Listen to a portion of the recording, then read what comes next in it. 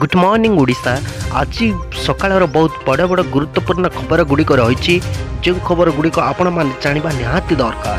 तेज आस जाना कौन से गुरुत्वपूर्ण खबर ता पूर्व आपण वीडियोटी को लाइक करंतु, तले थिबा नाली कलर सब्सक्राइब बटन को क्लिक करी सब्सक्राइब करने सहित पाखर थिबा बेल घंटी को क्लिक करंतु, जहा फल आपण आमर प्रत्येक वीडियो सर्वप्रथम पाई परिबे। आजिर प्रथम मुख्य खबर है राज्य में आउ 13 कोरोना आक्रांत चिन्हट होती।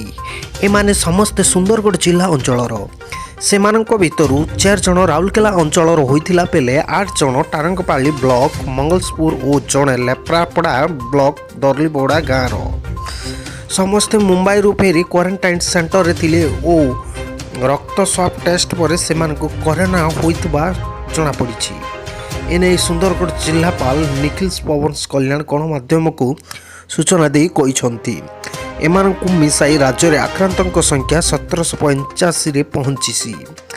आज गोटे दिन में एमानकु मिसाई राज्य में 88 जन आक्रांत चिन्हट होता बेले 90 जन सुस्थ हो घर को फेरी। सकाଳେ 63 जन कोरोना आक्रांत चिन्हट होते राति नुआपड़ा जिलूर 12 जन और सुंदरगढ़ जिलूर 13 जन चिन्हट होती। एमानकु कोविड हॉस्पिटल को स्थानांतरित करा जायछि। तेबे राज्यर चित्र को देखिले आज सुद्धार कोरोना 1758 जन आक्रांत होइछन्ति। सेमानक भितर 7 जन मृत्यु घटिथिला बेले 977 जन सुस्थ होई घर को फेरिछन्ति। एबे 762 जन कोरोना रे आक्रांत होई विभिन्न कोविड हॉस्पिटल रे चिकित्सा हेउछन्ति। या छड़ा अनेक क्वारंटाइन्स रे अछन्ति। परवर्ती खबर 5 दिन जाए ओडिशा रे रहिबो काल बैशाखीर प्रभाव। आसंता 5 दिन पर्यंत ओडिशार विभिन्न जिले में काल बैशाखीर प्रभाव रहिबो। यार प्रभाव रे बिजुली घड़घड़ी सह वर्षा और प्रबल बेगर पवन बहिबार संभावना रही। 31 तारिख उत्तर ओडिशा दक्षिण उपकूलवर्ती जिलार अनेक स्थान और आभ्यंतरीण जिलागुड़िकर अल्प किछि स्थान रे काल बैशाखीर प्रभाव देखाजिबो। यासह घंटा प्रति 50 रु 60 किलोमीटर बेगर पवन बहिबार संभावना रही भुवनेश्वर स्थित आंचलिक पाणीपाग विज्ञान केन्द्र पूर्वानुमान करा जायछि। आसंता 24 घंटा मध्य राज्यर केतेक अंचल काल बैशाखी हेबार संभावना रही। एने आंचलिक पाणीपाग विज्ञान केन्द्र 12टी जिला को येलो वार्निंग जारी करा जायछि।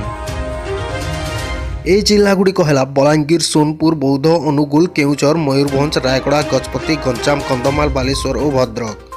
ए जिलागुड़िक आसंता 24 घंटा मध्य काल बैशाखीर प्रभाव वज्रपात सह घंटा प्रति 40 रु 50 किलोमीटर बेगर पवन बहिबार संभावना रही।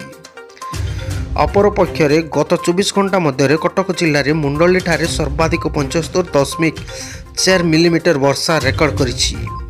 जिलागुड़िक मध्य बालेश्वर जिले में सर्वाधिक 35.3 मिलीमीटर वर्षा रेकर्ड करा जायथिला बेले भद्रक रे 30.5 मिलीमीटर, केउझर रे 29.3 मिलीमीटर, मयूरभंज रे 18.7 मिलीमीटर, ढेंकानाल रे 25, कटक रे 33.9, खोर्धा रे 18.7, पुरी रे 21.9, अनुगुल रे 14.5 और देवगढ़ रे 14.7 मिलीमीटर रे वर्षा रेकर्ड होइछि। परवर्ती खबर टिकटॉक उपर नियंत्रण पाई हाईकोर्ट का राय। एक गुरुत्वपूर्ण राय क्रमे टिकटॉक को नियंत्रण करा उचित बोली हाईकोर्ट कहिसंती। अनेक समय संस्कृतिर अपर पक्षरे सूचक होता तथा यौन चित्र प्रसारण करी वृद्धि करुवा टिकटॉक मोबाइल एप्स किशोर उपर नकारात्मक प्रभाव पड़ू रोकवा यथार्थ भाव यह नियंत्रित करने उचित बोली एहियार राय देइछंती। टिकटॉक जो एक आत्महत्या होइतिबा अभियोग रे गिरफ होइतिबा महिला मानक जामिन आवेदन शुणाणी अवसर में विचारपति संजीव कुमार पाणिग्राही एपरी राय देइछंती। प्रकाशित राय उल्लेख करा जायतिबा जे एभली आवेदन गुड़िक प्रसार और वृद्धि करुवा कंपानी गुड़िक नियंत्रण करने सरकार सामाजिक दायित्व। परवर्ती खबर भूमिकंप थरिला राजधानी दिल्ली। रिएक्टर स्केल्स रे तीव्रता थिला 4.5। राजधानी दिल्ली रे पुणी भूमिकंप झटका थरिला दिल्ली और यार आखपाख अंचल। भूमिकंपर तीव्रता रिएक्टर स्केल रे 4.5 रही यूजीएस जियोलॉजिकल सर्विस रिपोर्ट रे कहा जायछि। ଗୁରଗାଁଓ ଓ ନୋଡାଲ୍ସ ମଧ୍ୟ ଭୂମିକମ୍ପର ଝଟକା ଅନୁଭୂତ ହୋଇଥିଲା ବେଳେ ଭୂମିକମ୍ପର କ୍ଷୟକ୍ଷତି ନେବାରେ ନେଇ ଏପର୍ଯ୍ୟନ୍ତ କୌଣସି ଖବର ଆସିନାହିଁ। ପୂର୍ବରୁ ଭାରତର ଉତ୍ତରାଞ୍ଚଳରେ ଲଗାତାର 2 ଥର ଭୂମିକମ୍ପ ହେବା ପରେ ଆଜି ପୁଣି ଥରେ ଦିଲ୍ଲୀରେ ଭୂମିକମ୍ପ ହୋଇଛି। ମେ 25 ତାରିଖରେ ମଣିପୁରରେ 13 ମିନିଟ୍ ବ୍ୟବଧାନରେ 2ଟି ଭୂମିକମ୍ପ ହୋଇଥିଲା। ପ୍ରଥମଟିର ତୀବ୍ରତା 5.5 ଥିଲା ବେଳେ ଦ୍ୱିତୀୟଟି 2.6 ଥିଲା। ପ୍ରଥମଟିର ରାତି 8.12ରେ ବିଷ୍ଣୁପୁର ଜିଲ୍ଲା ମେଙ୍ଗାରାଙ୍ଗ ସହରରୁ ଦକ୍ଷିଣ ପଶ୍ଚିମ ଆଡ଼କୁ 13 କିଲୋମିଟର ଦୂରରେ କେନ୍ଦ୍ରୀଭୂତ ହୋଇଥିଲା ବେଳେ ଏହାର 3 ମିନିଟ୍ ପରେ ସମାନ ସହରରେ ପଶ୍ଚିମ ଓ ଦକ୍ଷିଣ ଆଡ଼କୁ ଦ୍ୱିତୀୟ ଭୂମିକମ୍ପ ହୋଇଥିଲା ବୋଲି SCS କହିଛନ୍ତି। ନ୍ୟାସନାଲ୍ ସେଣ୍ଟର ଅଫ୍ ସେସିମୋଲୋଜିସ୍ ଅନୁସାରେ ଭୂମିକମ୍ପର ତୀବ୍ରତା 6.6 ରହିଥିଲା ବୋଲି ରିପୋର୍ଟ ପ୍ରକାଶ ପାଇଛି। ପରବର୍ତ୍ତୀ ଖବର, ଚୀନ ସେନାର ଗତିବିଧି ଉପରେ ତୀକ୍ଷ୍ଣ ନଜର ରଖିଛି ଭାରତୀୟ ସେନା। ସୀମାରେ ଶକ୍ତିଶାଳୀ ଚିନୁକ୍ ହେଲିକପ୍ଟର ମୁତୟନ କଲା ଭାରତ। ସୀମାରେ ଭାରତ ଓ ଚୀନ ମଧ୍ୟରେ ଚାଲିଥିବା ଉତ୍ତେଜନା ପରିସ୍ଥିତି କିଛିଟା ପ୍ରଶମିତ ହୋଇଥିଲା ମଧ୍ୟ ଚୀନ ସେନାର ଗତିବିଧି ଉପରେ ତୀକ୍ଷ୍ଣ ନଜର ରଖିଛି ଭାରତୀୟ ସେନା। ଏଥିପାଇଁ ସୀମାରେ ସେମାନଙ୍କ ପକ୍ଷରୁ ବୃଦ୍ଧି କରାଯାଉଛି। ସୀମାକୁ ଭାରତୀୟ ଯବାନ ଓ ଓଜନିଆ ସାମରିକ ଉପକରଣ ପରିବହନ ପାଇଁ ଆମେରିକା ନିର୍ମିତ ଶକ୍ତିଶାଳୀ ଚିନୁକ୍ ହେଲିକପ୍ଟର ନିୟୋଜିତ କରାଯାଇଛି। ମିଳିଥିବା ସୂଚନା ଅନୁସାରେ ଆସାମରେ ଥିବା ମୋହନବାରୀ ବାୟୁସେନା ଘାଟିରେ ଏହି ହେଲିକପ୍ଟରକୁ ମୁତୟନ କରାଯାଇଛି। ଏହାକୁ ଭାରତୀୟ ସେନା ନିଜର ସାମରିକ ଅପରେସନରେ ଉପଯୋଗ କରିପାରିବ। ଏହା ମାଧ୍ୟମରେ ସିକିମ୍ ଅରୁଣାଚଳ ପ୍ରଦେଶ ସୀମାକୁ ସହଜରେ ସେନା ଓ ସାମରିକ ଉପକରଣ ଗୋଳାବାରୁଦ ଆଦି ପଠାଇ ପାରିବ। ଦୁର୍ଗମ ପାହାଡ଼ିଆ ଅଞ୍ଚଳରେ ଏହା ସହଜରେ ଉଡ଼ିବା ସହ ଭାରତୀୟ ସେନାକୁ ସହାୟକ ହୋଇପାରିବ। ବିଶେଷଜ୍ଞଙ୍କ ମତ ଅନୁସାରେ ସିମ୍ସ ଓ ଅରୁଣାଚଳ ପ୍ରଦେଶରେ ଆଦି ସୀମାନ୍ତର ଇଲାକାରେ ଚୀନ ସେନା ଯଦି କୌଣସି ଅନୁପ୍ରବେଶ କରି ତେବେ ଏହି ହେଲିକପ୍ଟର ମାଧ୍ୟମରେ ଅଳ୍ପ ସମୟ ମଧ୍ୟରେ ଅନେକ ଯବାନଙ୍କୁ ପ୍ରେରଣା ମିଳିବ। ଏହା ମଧ୍ୟରେ ଆର୍ଟିଲାରିସ୍ ଗନ୍ସକୁ ମଧ୍ୟ ଯୁଦ୍ଧକ୍ଷେତ୍ରକୁ ପଠାହେବ। ଆମେରିକାର ଚିନୁକ୍ ହେଲିକପ୍ଟରକୁ ବିଶ୍ୱ ସବୁଠାରୁ ଶକ୍ତିଶାଳୀ ହେଲିକପ୍ଟର ବୋଲି କୁହାଯାଏ। ଏହା ଗୋଟିଏ ଥରରେ 13,000 କିଲୋମିଟର ଓଜନର ସାମଗ୍ରୀ ପରିବହନ କରିପାରିବ। ଭାରତ ଆମେରିକାଠାରୁ ଚିନୁକ୍ ସହ ଆଉ ଏକ ଶକ୍ତିଶାଳୀ ଲଢୁଆ ହେଲିକପ୍ଟର ଆପାଚେ ମଧ୍ୟ କିଣିଛି। ପରବର୍ତ୍ତୀ ଏକ ଦୁଃଖର ଖବର, ନୀଳଗିରି ବ୍ଲକ ଅଧ୍ୟକ୍ଷାଙ୍କୁ ମାରଣାତ୍ମକ ଆକ୍ରମଣ, ଗହଣା ଲୁଟ୍ ଅଭିଯୋଗ ଥାନାରେ 3 ଅଟକ। ବାଲେଶ୍ୱର ଜିଲ୍ଲା ନୀଳଗିରି ବ୍ଲକର ଅଧ୍ୟକ୍ଷା ଜାନକୀ ସିଂ ସନ୍ଧ୍ୟା ପ୍ରାୟ 7ଟା ସମୟରେ କାର୍ଯ୍ୟ ସାରି ଘରକୁ ଫେରୁଥିଲା ବେଳେ ଜାମୁଚିହା ପଞ୍ଚାୟତ ଅନ୍ତର୍ଗତ ବାଘମରା ଗାଁ ମୁଣ୍ଡ ଫୁଟବଲ ପଡ଼ିଆରେ 10ରୁ 15 ଜଣ ଯୁବକ ତାଙ୍କୁ ଅଟକାଇ ଅଶ୍ଳୀଳ ଭାଷାରେ ଗାଳିଗୁଲଜ କରିବା ସହିତ ତାଙ୍କୁ ମାରଣାତ୍ମକ ଆକ୍ରମଣ କରି ପିନ୍ଧିଥିବା ଏପ୍ରୋନ୍ସକୁ ଛିଣ୍ଡାଇ ଟୁକୁଡ଼ା ଟୁକୁଡ଼ା କରିବା ସହିତ ଶରୀରର ବିଭିନ୍ନ ଜାଗାରେ ଗୁରୁତର ଆହତ ଲାଗିଥିବା ନୀଳଗିରି ଥାନାରେ ଅଭିଯୋଗ ହୋଇଛି। ପୋଲିସ ଖବର ପାଇ ଘଟଣାସ୍ଥଳରେ ପହଞ୍ଚି 3 ଜଣ ଯୁବକଙ୍କୁ ଆଣି ଥାନାରେ ଅଟକାଇ ରଖିଥିଲା ବେଳେ ଅନ୍ୟ ଅଭିଯୁକ୍ତଙ୍କୁ ଧରିବା ପାଇଁ ତଦନ୍ତ ଚଳାଇଛି। ଏନେଇ ବାମଘରା ଗାଁର ଉତ୍ତେଜନା ଦେଖାଯାଇଛି। ସୂଚନା ଅନୁଯାୟୀ ନୀଳଗିରି ବ୍ଲକ ଅଧ୍ୟକ୍ଷା ପ୍ରତିଦିନ ଭଳି ଆଜି ବ୍ଲକରୁ କାର୍ଯ୍ୟ ସାରି ନିଜ ଗାଡ଼ିରେ ଘରକୁ ଫେରୁଥିଲା ବେଳେ ଗାଁ ମୁଣ୍ଡ ଫୁଟବଲ ପଡ଼ିଆରେ 10ରୁ 15 ଜଣ ଯୁବକ କୁଶଳ ପିତୁଲା ଦାହ କରିବା ସହିତ ବିଭିନ୍ନ ସ୍ଲୋଗାନ ଦେଉଥିଲେ। ଜାନକୀଙ୍କୁ ଦେଖିବା କ୍ଷଣି ଉକ୍ତ ଗ୍ରାମର କାର୍ତ୍ତିକ ସିଂ ଅଶ୍ଳୀଳ ଭାଷାରେ ଗାଳିଗୁଲଜ କରିବା ସହିତ ମନ୍ଦ ଉଦ୍ଦେଶ୍ୟରେ ରଖି ତାଙ୍କୁ ଟଣା ଓଟରା କରିବା ସହିତ ତାଙ୍କୁ ଏପ୍ରୋନ୍ସକୁ ଚିରି ଦେଇଥିଲେ।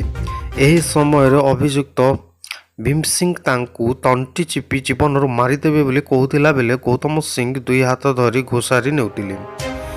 ଜୀବନ ବିକଳରେ ଜାନକୀ ଚିତ୍କାର କରୁଥିଲା ବେଳେ ଅଭିଯୁକ୍ତ ଗିରିଶ ଏକ ବନ୍ଧୁକର ଜାନକୀର ମୁଣ୍ଡରେ ଲଗାଇ ମାରିଦେବେ ବୋଲି କହୁଥିଲେ। ଏହି ସମୟରେ ଅନ୍ୟ ଅଭିଯୁକ୍ତମାନେ ବିଜେପି ଜିନ୍ଦାବାଦ ନାରା ଦେଉଥିଲେ।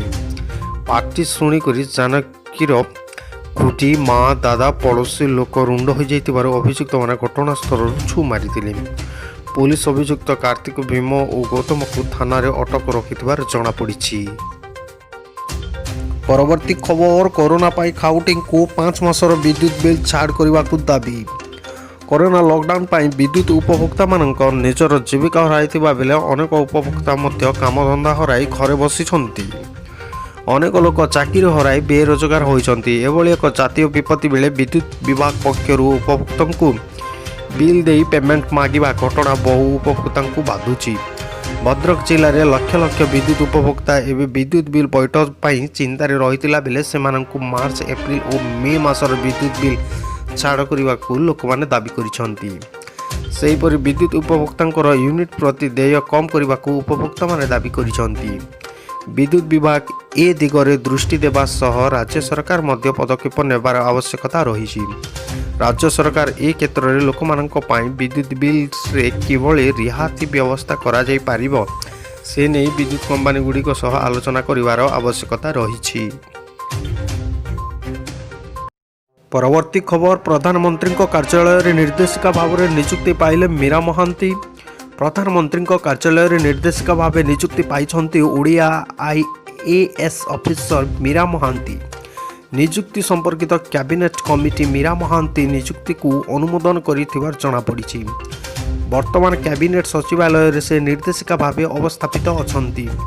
2014ରୁ 2021 ମେ ପର୍ଯ୍ୟନ୍ତ ସେ ସକ୍ରିୟ ଡେପୁଟେସନରେ ରହିଛନ୍ତି। 2005ର ହିମାଚଳ ପ୍ରଦେଶ କ୍ୟାଟ୍ର IAS ଅଧିକାରୀ ମୀରା ମହାନ୍ତି ପ୍ରଧାନମନ୍ତ୍ରୀଙ୍କ କାର୍ଯ୍ୟାଳୟରେ ନିର୍ଦ୍ଦେଶିକା ଭାବେ ନିଯୁକ୍ତି କରାଯାଇଛି। ସେହିପରି ଅନ୍ୟ ଜଣେ ଓଡ଼ିଆ IAS ଅଧିକାରୀ ସ୍ମିତା ଷଡ଼ଙ୍ଗୀଙ୍କୁ କ୍ୟାବିନେଟ୍ ସଚିବାଳୟରେ ଉପସଚିବ ଭାବରେ ନିଯୁକ୍ତି ଦିଆଯାଇଛି। ସ୍ମିତା ଷଡ଼ଙ୍ଗୀଙ୍କ ନିଯୁକ୍ତି ସମ୍ପର୍କିତ ପ୍ରସ୍ତାବକୁ କ୍ୟାବିନେଟ୍ କମିଟି ଆଜି ଅନୁମୋଦନ ପ୍ରଦାନ କରିଛି। ସେ 2002 ଜୁଲାଇ 29 ପର୍ଯ୍ୟନ୍ତ କେନ୍ଦ୍ରୀୟ ଡେପୁଟେସନରେ ରହିବେ। 2008ର ନାଗାଲାଣ୍ଡ କ୍ୟାଣ୍ଟର IAS ଅଧିକାରୀ ସ୍ମିତା ଷଡ଼ଙ୍ଗୀ ବର୍ତ୍ତମାନ DOPTରେ ଉପସଚିବ ପଦରେ ଅବସ୍ଥାପିତ ଅଛନ୍ତି। ପରବର୍ତ୍ତୀ ଖବର, ରାଜ୍ୟର 10,000 ପୂଜକଙ୍କୁ ସହାୟତା ଦେବ SWMI ସଂଗଠନ, ବାରିପଦାରୁ ହେଲା ଶୁଭାରମ୍ଭ। କରୋନା ଜନିତ ଲକଡାଉନ କାରଣରୁ ସମାଜର ବିଭିନ୍ନ ବର୍ଗ ପ୍ରଭାବିତ ହୋଇଛନ୍ତି। ଏମାନଙ୍କ ମଧ୍ୟରେ ରହିଛି ପୂଜକ ଗୋଷ୍ଠୀ। ମଠ ମନ୍ଦିରରେ ପୂଜାର୍ଚ୍ଚନା କରି ପରିବାର ଗୁଜୁରାଣ ମେଣ୍ଟାଉଥିବା ପୂଜକମାନେ ଅଗତ୍ୟା ଅନ୍ୟ କୌଣସି ବ୍ୟବସାୟ କରିପାରୁନାହାନ୍ତି। ତେଣୁ ଏହି ଲକଡାଉନରେ ସେମାନଙ୍କ ପାଇଁ ଆର୍ଥିକ ସ୍ଥିତି ଦୁର୍ଗତି ଆଣିଦେଇଛି। ଏହାକୁ ଦୃଷ୍ଟିରେ ରଖି ସାରା ରାଜ୍ୟରେ ପୂଜକଙ୍କୁ ଯତ୍କିଞ୍ଚି ସହାୟତା ପ୍ରଦାନ କରିବା ପାଇଁ ଆଗେଇ ଆସିଛି ଭୁବନେଶ୍ୱର ସ୍ଥିତ SWMI ଫାଉଣ୍ଡେସନ। ରାଜ୍ୟର ପ୍ରାୟ 10,000 ପୂଜକଙ୍କୁ ଏହି ସଂଗଠନର ଅଧା ମାସର ରାସନ ସାମଗ୍ରୀ ସହାୟତା ପ୍ରଦାନ କରିବାକୁ ନିଷ୍ପତ୍ତି ନେଇଛି। ସ୍ଥାନୀୟ ବାରିପଦା ଷ୍ଟାଡିୟମ ପଡ଼ିଆରେ ଏହି ରାଜ୍ୟସ୍ତରୀୟ କାର୍ଯ୍ୟକ୍ରମ ଶୁଭାରମ୍ଭର ଗତକାଲି ହୋଇଛି। ଉକ୍ତ ଫାଉଣ୍ଡେସନକୁ ପୃଷ୍ଠପୋଷକତା ଯୋଗାଇ ଦେଇଛି ମୟୂରଭଞ୍ଜ ରାଜ ପରିବାର। ହିନ୍ଦୁ ରୀତିନୀତି ତଥା ପରମ୍ପରାର ରକ୍ଷା କରିବାରେ ପୂଜକ ଗୋଷ୍ଠୀମାନଙ୍କର ଏକ ପ୍ରମୁଖ ଭୂମିକା ରହିଛି। ଯଦି ଆର୍ଥିକ ଅନାଟନ କାରଣରୁ ନିଜର କୌଶଳ ବୃତ୍ତିକୁ ବଦଳାଇବାକୁ ବାଧ୍ୟ ହେବେ, ତେବେ ଶ୍ରାଦ୍ଧ, ବିବାହ ବିଭିନ୍ନ ପରମ୍ପରାକୁ ପାଳନ କରିବା ପାଇଁ ଅସମ୍ଭବ ହୋଇପଡ଼ିବ ବୋଲି ମୟୂରଭଞ୍ଜର ମହାରାଣୀ ରଶ୍ମି ରାଜ୍ୟଲକ୍ଷ୍ମୀ ଭଞ୍ଜଦେଓ ଏହି କାର୍ଯ୍ୟକ୍ରମର ଶୁଭାରମ୍ଭ କାର୍ଯ୍ୟରେ ଯୋଗଦେଇ ପ୍ରକାଶ କରିଥିଲେ। ପରବର୍ତ୍ତୀ ଖବର, ଦେଶର ସବୁ ଲୋକଙ୍କ ପାଖରେ ସ୍ୱଚ୍ଛ ଇନ୍ଧନ ପହଞ୍ଚାଇବା ପାଇଁ ସରକାରଙ୍କର ଲକ୍ଷ୍ୟ। ଲୋକଙ୍କ ପାଖରେ ଇନ୍ଧନ ପହଞ୍ଚାଇବା ପାଇଁ ଖୁବ୍ ଶୀଘ୍ର ମୋବାଇଲ ଭ୍ୟାନ୍ ଆରମ୍ଭ କରାଯିବ। କେନ୍ଦ୍ର ତୈଳ ଓ ପ୍ରାକୃତିକ ବାଷ୍ପ ଏବଂ ଇସ୍ପାତ ମନ୍ତ୍ରୀ ଧର୍ମେନ୍ଦ୍ର ପ୍ରଧାନ ଶୁକ୍ରବାର ଭିଡ଼ିଓ କନଫରେନ୍ସିଂ ଜରିଆରେ ଦେଶର ବିଭିନ୍ନ ଅଞ୍ଚଳରେ 56ଟି CNG ଷ୍ଟେସନରେ ଲୋକାର୍ପଣ କରିଛନ୍ତି। ଆଗାମୀ ଦିନରେ ଭାରତରେ ସବୁ ଲୋକଙ୍କ ପାଖରେ ସ୍ୱଚ୍ଛ ଇନ୍ଧନ ପହଞ୍ଚିବା ଆମର ଲକ୍ଷ୍ୟ ବୋଲି ସେ ଏହି ଅବସରରେ ଶ୍ରୀ ପ୍ରଧାନ କହିଛନ୍ତି। ଏହି ଲୋକାର୍ପଣ କାର୍ଯ୍ୟକ୍ରମରେ ପେଟ୍ରୋଲିୟମ ତଥା ଗ୍ୟାସ୍ ମନ୍ତ୍ରଣାଳୟର ସଚିବ ଓ ବରିଷ୍ଠ ନେତାମାନେ ଉପସ୍ଥିତ ଥିଲେ। ଶ୍ରୀ ପ୍ରଧାନ କହିଛନ୍ତି ଯେ ବର୍ତ୍ତମାନର ବିପଦ ସମୟରେ ଟେକ୍ନୋଲୋଜି ମାଧ୍ୟମରେ ଆତ୍ମନିର୍ଭରତା ପାଇଁ ଭାରତ ସମସ୍ତ କାମ କରୁଛି। ଏହି ପରିପ୍ରେକ୍ଷୀରେ ଆଜି ଦେଶର ବିଭିନ୍ନ ଅଞ୍ଚଳରେ 56ଟି CNG ଷ୍ଟେସନର ଲୋକାର୍ପଣ ହୋଇଛି। ଏହା CDG ବା ସିଟି ଗ୍ୟାସ୍ ବିତରଣ କ୍ଷେତ୍ରରେ ଦେଶର ଜନସଂଖ୍ୟାର 70% ଓ 53% ଭୌଗୋଳିକ କ୍ଷେତ୍ରକୁ ପରିବ୍ୟାପ୍ତ କରୁଛି। ଦେଶକୁ ଗ୍ୟାସ୍ ଆଧାରିତ ଅର୍ଥନୀତି କରିବାରେ ଏହା ସହାୟକ ହେବ। ଦେଶରେ ପେଟ୍ରୋଲ, ଡିଜେଲ ତଥା ପ୍ରାକୃତିକ ଗ୍ୟାସ୍ ଲୋକଙ୍କ ପାଖରେ ପହଞ୍ଚାଇବା ପାଇଁ ଖୁବ୍ ଶୀଘ୍ର ପେଟ୍ରୋଲିୟମ ଓ ଗ୍ୟାସ୍ ମନ୍ତ୍ରଣାଳୟ ପକ୍ଷରୁ ମୋବାଇଲ ଭ୍ୟାନ୍ ଆରମ୍ଭ କରାଯିବ।